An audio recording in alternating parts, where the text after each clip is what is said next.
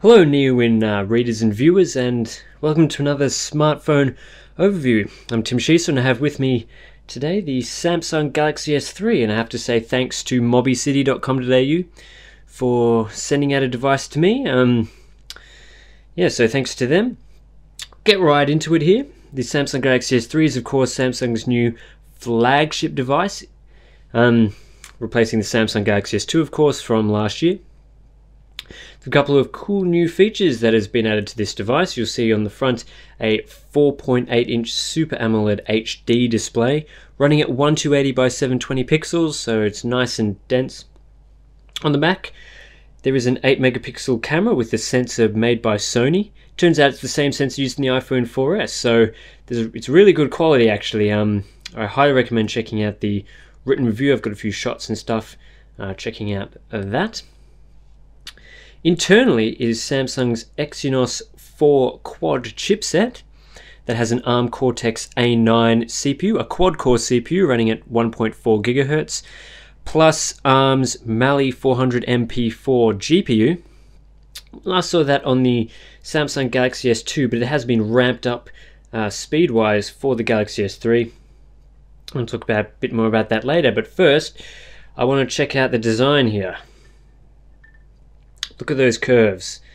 It's something I'm not too fond of, I have to say, on the Galaxy S3. You'll notice that there is a physical home button there, and there's a menu and back button to either side of that. If my camera will decide to focus, come on.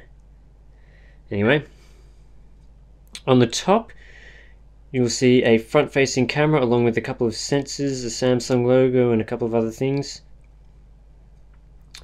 On the side we have a volume rocker.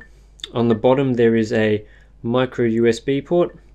On the right hand side is the power button, and on the top is of course a 3.5mm headphone jack.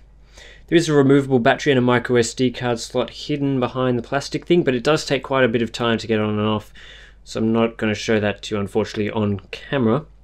It is very plasticky though, the design. It's something I'm not too fond of, I have to say.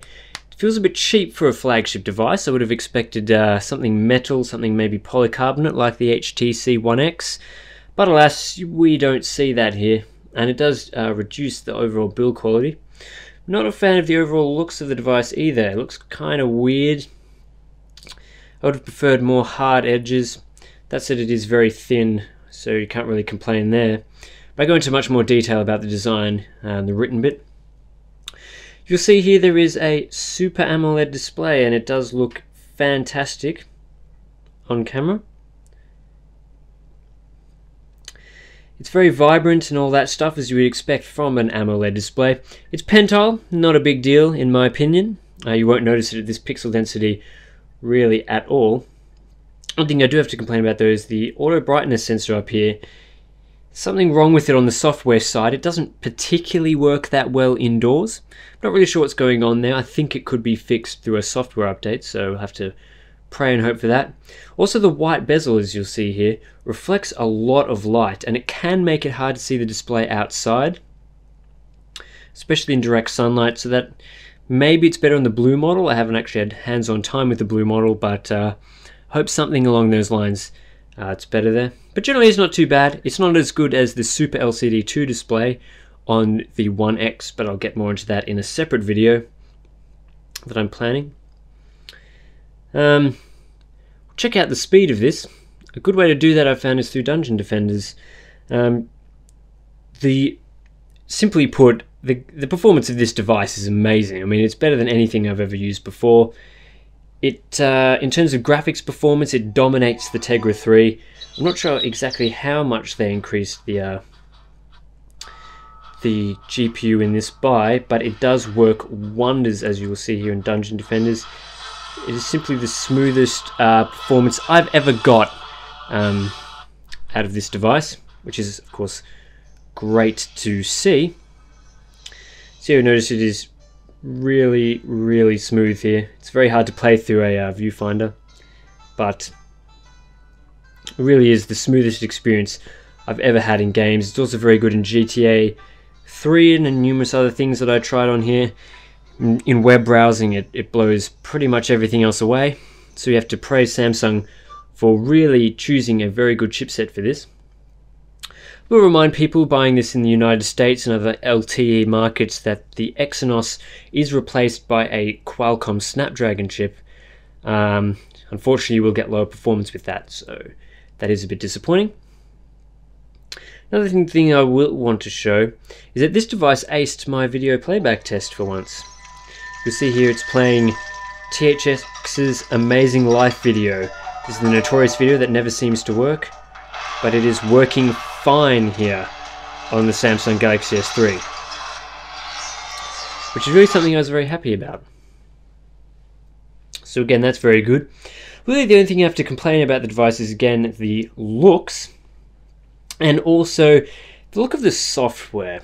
I mean, come on Samsung, it just doesn't, there's just things about it that don't seem to gel well with the ICS look. You notice at the top here, you'll see that they've gone with a flat and single colored look, but the widget below it is sort of rounded and uses gradients. And you also see it all through the operating system. You see there is a very nice notification pane thing here, but again there are gradients along there. Go into really any app, such as messaging, and again it's flat here, but there's gradients at the top, and it just makes me think, well, what have they decided here? Have they decided to go with gradients, or have they decided to go with the new ICS look? And to be honest, their mishmash of both, I'm not entirely sure is the best idea. That said, there's some really good functionality in here. I'll just go over some of this stuff briefly. If you go into the settings and take a look in display, you'll find there is a Smart Stay feature. This detects if your face is looking at the display and will disable the timeout, and I have to say it works really well. There's also a number of other little software features that I found really good. For example, the music player has in it this music square feature. Basically here you just decide one of the moods that you want to play music in, and it analyzes the music you have on your device and chooses the best songs, and that's really handy, to be honest. Something not so good is Samsung's S Voice. Sort of like their Siri competitor. We'll load it up now. What is the square root of 10?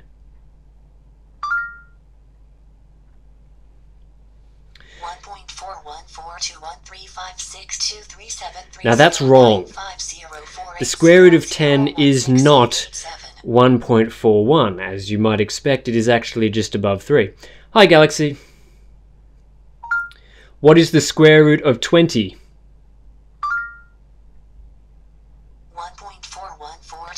Now if it gives the same answer of what is the square root of 10 and what is the square root of 20 as the same thing, something's probably up, and they should probably change that. This is of course just one example for the things that S-Voice doesn't do very well. There's a lot of other things, to be honest, so you can give that a miss. Again, I go over a lot more of the software and the camera, which again is really good on the Galaxy S3. And if I can briefly show you a shot that is not taken by the camera, unfortunately, on here.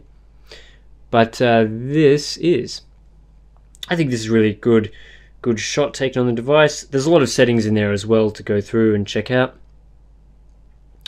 So again, I do praise Samsung for choosing the Sony-made sensor, again used on the iPhone 4S. Anyway, basically that just wraps up my look at the Samsung Galaxy S3. I go through a lot more stuff in the written review, so I highly recommend you read all of that. Yeah, thanks everyone for watching and supporting my reviews and things like that. Any questions about the device, you can ask me on Twitter at ScorpusV. And of course, follow this YouTube account, and more stuff like this will be posted in the future. So thank you and enjoy.